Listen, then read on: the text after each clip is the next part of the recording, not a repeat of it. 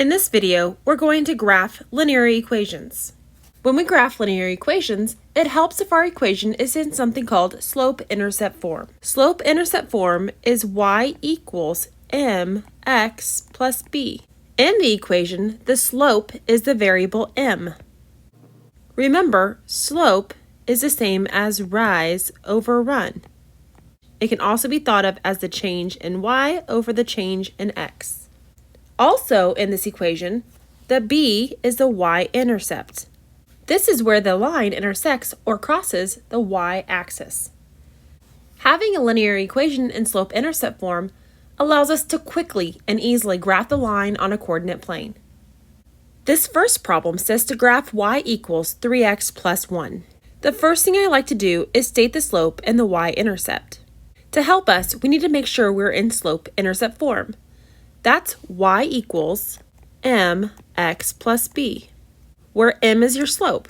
Since we are in the right format, we know that y equals mx plus b. In front of the x is 3, so our slope is 3. We always want to write slope as a fraction when we're going to go to graph. So 3 is the same as 3 over 1. We could play around with negatives and say that it's also the same as negative 3 over negative 1. This is going to help us as we graph our line. Then our b, or where it crosses the y-axis, is a positive 1. So when you go to graph this, you always start with the y-intercept. Plot the y-intercept on the graph. The y-intercept is 1, so I put a dot at 1. Then we're going to look at our slope. Remember, slope is rise over run. So we're going to rise 3 and run 1. Now we have our point. Now if we go back to our y-intercept, now we can go ahead and use the other format of our slope, where we played around with the negatives. From there, our rise is actually going to be going down because it's a negative 3, and then backwards 1 because it's a negative 1.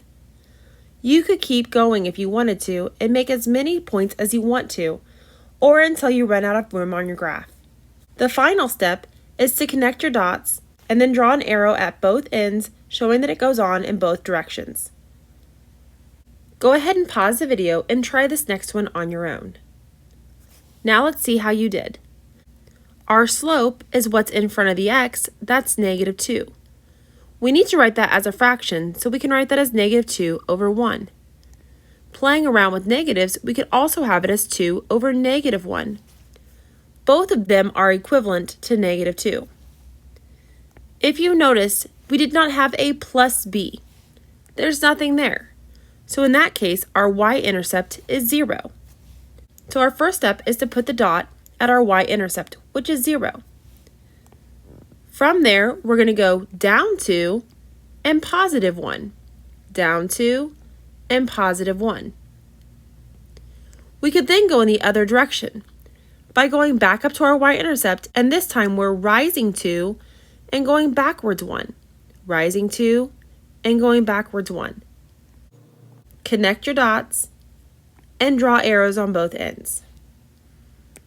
We have one final problem. It says to graph y plus 3 equals negative 3 over 2x. What do you notice about this problem? If you thought it's not in y equals mx plus b format, you're correct. We have to move this plus 3 to the other side so that we have just y equals. To do this, we have to do the inverse operation of adding, which is subtracting. And what you do to one side, you must do to the other. So rewriting it, we have y equals negative 3 over 2x minus 3. Now we have our slope, which is negative 3 over 2, or 3 over negative 2. We also now have our b. Our b, or our y-intercept, is negative 3. We can then put our y-intercept on our line and follow the directions of our first slope. Our first slope says to go down 3 and positive 2. Since we can't go in that direction anymore, let's use our other slope. Going back to our y-intercept, we can go positive 3 and then backwards 2. Positive 3 and backwards 2. Connect the dots and draw your arrows, and you have your line.